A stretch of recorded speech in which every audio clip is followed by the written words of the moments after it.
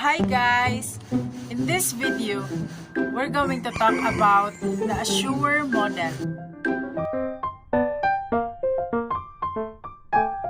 So we all know that teachers have their own strategy or their own ways on how to implement a particular topic or a particular discussion to their classroom or to their students. So having a lesson plan would help them to guide them on how they implement such discussion to their students or in the classroom. So, sabi nga nila Henrich and Smaldino 2002 na, in designing a lesson with the integration of technology, it is crucial to observe a framework that can act as a guide in its formulation. So it is important to have a framework that would act as a guide talaga in its formulation. So Assure model is one of the identified framework or kind of model that would help the teachers guide them on what are the steps of how they conduct their lessons to their students. So Assure model is a guide in crafting instructional flow that can guide the teacher in integrating appropriate technology and media into the instructional process.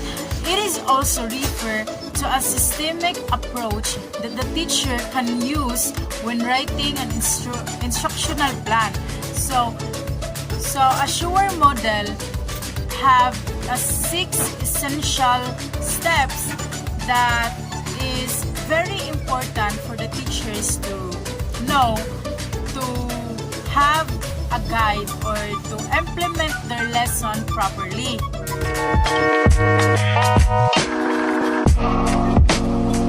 So, by the way guys, the word Assure, its letter has its corresponding meaning. So, I will going to discuss the procedure. First step in the procedure is to analyze learners. Being a teacher, you need to analyze your learners because learners is the center of the instructional process. You must consider the learner's learning style, age level, interest, cultural diversity, and their special needs. In this way, you can think of some strategy that could assist their needs. The second step of the procedure is state objectives.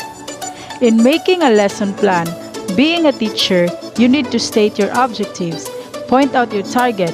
Creating learning outcome would describe what the learners would be able to learn or perform in the instructional flow.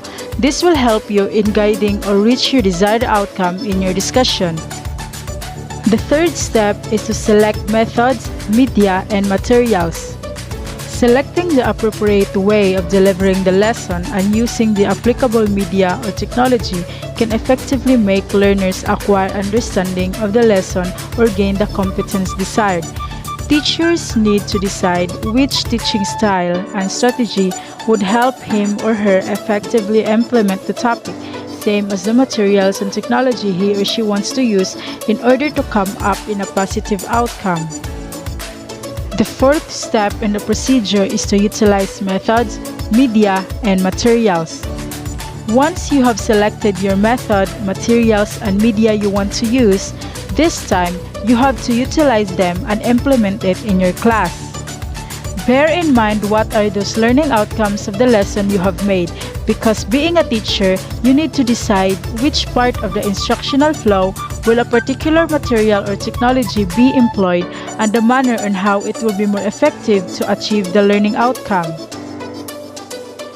Fifth step in the procedure is require learners' participation. Students' engagement is very important element on a particular discussion. This is where the teacher know how well the students understand the lesson. Being a teacher, you need to design some section of your lesson where the learners are guided to participate in and perform tasks with minimal or no supervision at all. The last step in the procedure is to evaluate student performance. Assessing learners' performance can take place across phases of the lesson. However, it is emphasized that the basic rule is that the evaluation should be congruent to the learning outcome provided in the lesson. Some learning outcomes can be sufficiently evaluated using a pen and paper test, but there are other learning outcomes that can be assessed by using rubric or having an aggregated write-up through the use of a portfolio assessment. The teacher decides which is appropriate for the intention of the evaluative activity. So all in all, a sure model is just a matter of common sense. But however, importante talaga na ang mga guro ay may binabasihang framework or model upang sila ay guided sa kanilang instructional flow na kanilang gagawin or ini-implement doon sa kanilang estudyante. And also, a sure model will help the teachers on how they improve or develop their teaching styles to their students, because there is always a room for improvement. So that would be all, guys. Thank you for listening. Bye!